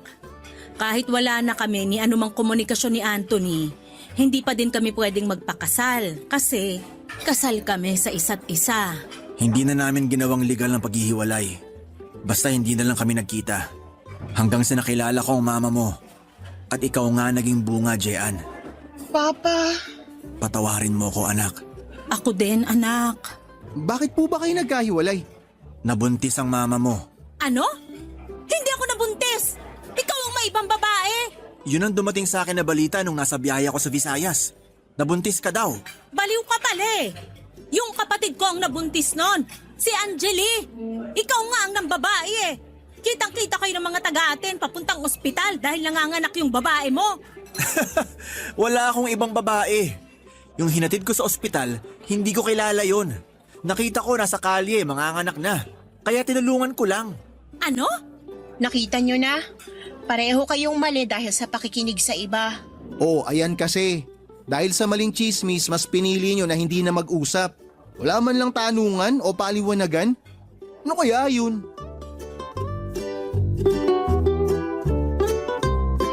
Papadudot pahiyang pahiya sa isa't isa sina Mama at si Papa Ton. Dahil sa mababaw na chismis ay naghiwalay sila at hindi man lang muna nag-usap. Hindi ko alam kung nagkaganon ba sila dahil sa sobrang pagmamahal sa isa't isa o mababaw lang silang tao talaga. Total ay maayos na muli ang lahat kaya masasabi ko din naman na sa isang banda ay may ipagpapasalamat pa din naman kami ni Jean. Kasi kung hindi nangyari, ang nangyari ay wala sana kami sa mundo. O kung hindi sila ang naging magulang namin ay iba ang naging kapalaran namin ni Jean. Salamat pa din muli dahil nagkausap sila Mama at Papa. Nagkaintindihan at nagkapatawaran silang dalawa. Nabuong muli ang lamat na sila naman ang may gawa. Papa Dudut, legally and technically ay mag-asawa pa din sina Mama at Papa Ton. Kaya dahil nagkaayos sila ay inayos din muli nila ang relasyon. Nagkaroon ng mahabang patlang. Nagkabalikan po sila at pinaplano na namin ang muli nilang pagpapakasal o ang renewal of vows nila. Bukod sa magiging maayos na din sila, ay natutuwa kami ni Jean dahil matutupad na ang pinangarap namin na maging magkapatid. Mas malaki ang pamilya namin ngayon at mas masaya. Kami pa din ni Jean ang tagapagtanggol ng isa't isa. At sina mama at papa ay bumabawi sa mga panahon na hindi sila nagkasama. Para sila mga batang muli. Kapag magkasama at masaya kami para sa kanilang dalawa. Nagpapasalamat po ako, Papa Dudut, sa pagbibigay ninyo ng oras para mabasa ang kwento namin. God bless sa Barangay Love Stories at sa Barangay LS. Ang inyong forever kapuso at ka-barangay, Jim.